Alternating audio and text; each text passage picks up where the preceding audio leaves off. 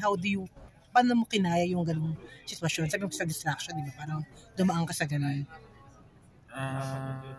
Noong una hindi ko kinaya eh. Parang naging hassle siya sa akin. Yun nga, self-destruct. Kasi bata pa ako nun.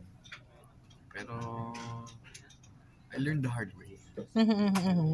Yun ba yung, I hope you don't mind, yun lang sa rason bakit before na nasubukan mong gumamit ng hindi, I mean, because of love ba yun? Yun ba yun? Or maraming halo-halo yun? Isa yun. Pero ngayon, kinaya mo at least, ano yung natutunan mo from what happened?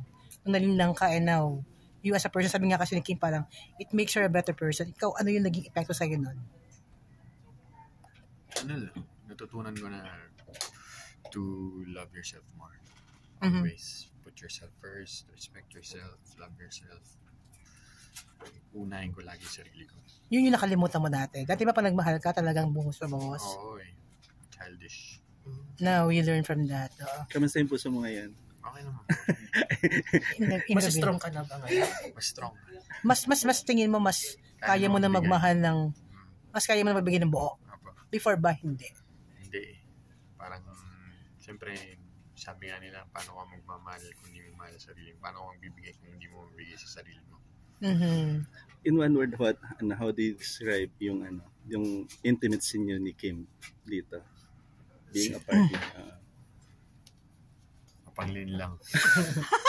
Hindi ka nailang kasi may boyfriend siya tapos hindi ka natakot ng konti. Napaalam ka ba kay Sian? Ay, nakausap mo ba si Sian? Hindi na po eh. Pero napaka-professional naman po ng atake namin and ng directors namin and ni Kim. So,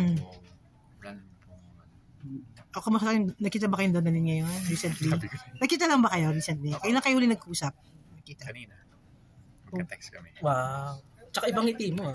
Parang tumabis bigla yun. Oo, ibang ngiti mo kasi kanina parang ano kayo. Oo nga, parang iba yung mata mo bigla kumusla. Nagkaroon ng buhay. Kanina sagot mo sa amin, ganun po, pero ngayon parang biglang nagbago. Bakit gano'n? Oo. Siyempre, pag narinig ko yung pangalan niya, na-inspire. Ibig sabihin, inspired ka paano na kanya yan? pinapasaya? Kinikiliti niya. Kinikilit eh. Totoo ba? Uy, ano pa? Iba gagawin mo? Itong project, movie, meron ba? Meron pa projects na gagawin, movies? Aside from din lang? Yung What If po, showing pa po ngayon sa Netflix. Yes. Celda 3, abangan nyo po. Celda 3? Directed by GB San Pedro. Sama ko po si Cesar Montano. Wow. And of course, din lang po, October 5. Ito na lang, ano na lang ang challenges of doing a kontrabida role?